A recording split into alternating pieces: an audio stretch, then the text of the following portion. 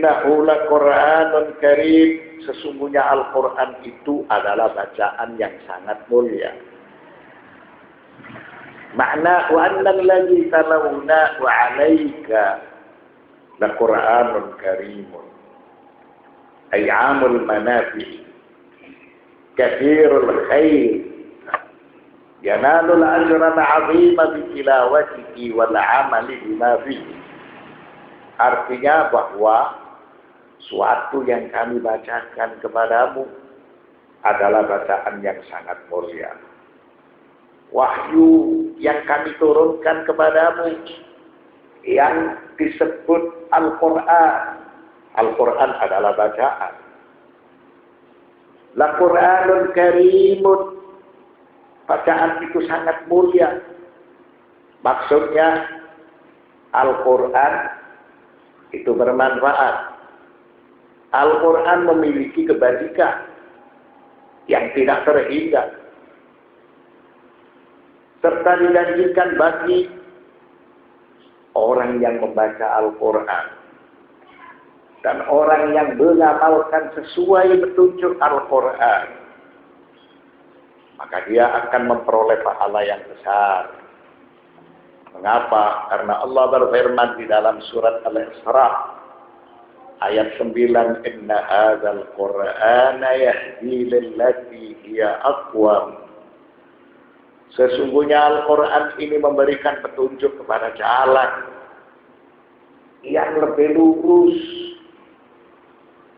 Hukum-hukum Al-Quran itu pasti adil. Etika Al-Quran yang diperagakan oleh para nabi, para rasul, terutama Nabi Muhammad sallallahu alaihi wasallam, itu merupakan akhlak terpuji. Wa liqaulihi ta'ala wa innaka la'ala khuluqin 'adzim. Sesungguhnya engkau memiliki budi pekerti yang mulia. Maka semua yang dilakukan sesuai dengan bimbingan Al-Quran, maka dia dijanjikan untuk memperoleh pahala yang besar. Wa qila karimun 'indallahi ta'ala, akramahu Allah ta'ala wa a'azzahu li'annahu kalamuhu an muqatil. Suatu pendapat menjelaskan maksudnya innahu laqur'anun karim, sesungguhnya Al-Quran itu adalah bacaan yang sangat mulia di sisi Allah Subhanahu wa ta'ala. Mengapa mulia di sisi Allah? Karena Allah memuliakan Al-Quran. Mengapa agung di sisi Allah? Karena Allah mengagungkan Al-Quran. Tidak ada bacaan yang setara dengan Al-Quran. Al-Quran itu sebagai kalam Allah. Al-Quran itu sebagai firman Allah Subhanahu wa ta'ala. Karena Al-Quran autentik, tidak pernah ada perubahan. Allah berfirman dalam surat Fussilat ayat 42, la ya'ti al-batilu min bayni yadayhi wala min khalfihi tanzilun min hakimin hamid. Tidak datang kepada Al-Quran itu kebatilan dari arah manapun. Tidak datang kepada Al-Quran kebatilan baik dari depan maupun dari belakangnya. Yang diturunkan dari Tuhan yang maha bijaksana lagi maha terpuji. Ini sebagai suatu bukti bahwa Al-Quran itu tidak akan pernah berubah. Karena Al-Quran itu tidak disentuh kebatilan dari arah manapun juga. Al-Quran wahyu yang diturunkan oleh Allah Subhanahu wa ta'ala. Yang menurunkan wahyu tersebut Hakim, Hamid. Dia zat yang maha bijaksana. Dan dia zat yang maha terpuji. Tidak pernah salah. Tidak pernah keliru. Wa qila karimun li'annahu kalamu rabbil izzati. Wa li'annahu mahfudun 'anil taghyir wa tabdil. Wa li'annahu mu'jizun. ولأنه يشتمل على الأحكام والمواعظ وكل جليل خطير وعزيز وهو كريم. Pendapat lain menjelaskan maksud innahu laqur'anun karim, sesungguhnya Al-Quran itu adalah bacaan yang sangat mulia. Al-Quran merupakan firman Allah. Al-Quran terjaga dari perubahan. Sesuai keterangan surat An-Nisa ayat 82. Afala yatadabbaruna al-Qur'ana walau kana min 'indi ghairillah ila wajadu fi ikhtilafan katsira. Maka apakah mereka tidak memperhatikan Al-Quran? Kalau kiranya Al-Quran itu bukan dari sisi Allah, tentulah mereka mendapat pertentangan yang banyak di dalamnya. Jadi Al-Quran ini tidak saling bertentangan. Ayat-ayatnya saling menguatkan sebagai bukti bahwa Al-Quran itu merupakan kalamullah. Al-Quran itu diturunkan dari sisi Allah Subhanahu wa ta'ala. Maka apakah mereka tidak memperhatikan Al-Quran? Kalau kiranya Al-Quran itu bukan dari sisi Allah, tentulah mereka mendapat pertentangan yang banyak di dalamnya. Apabila Al-Quran itu ucapan manusia atau ucapan makhluk, maka pasti didapatkan perselisihan. Tidak ada perselisihan di dalam Al-Quran. Maka itu sebagai bukti Al-Quran adalah kalamullah. Dan Al-Quran adalah mukjiz. Tidak tertandingi.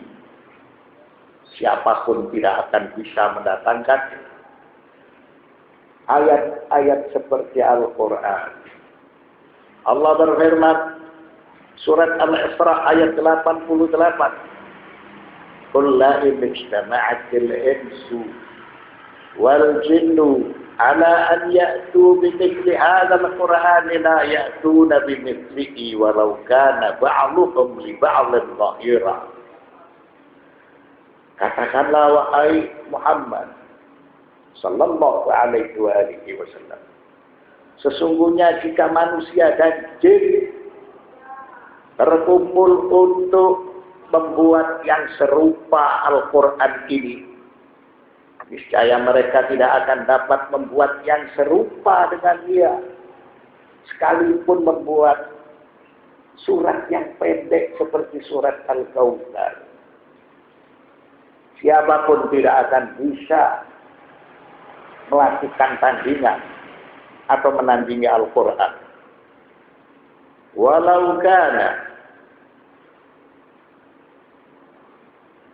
ala an ya'tu bimithli hadzal qur'ani la ya'tuna bimithlihi walau kana ba'dhuhum li ba'dhin dhahira.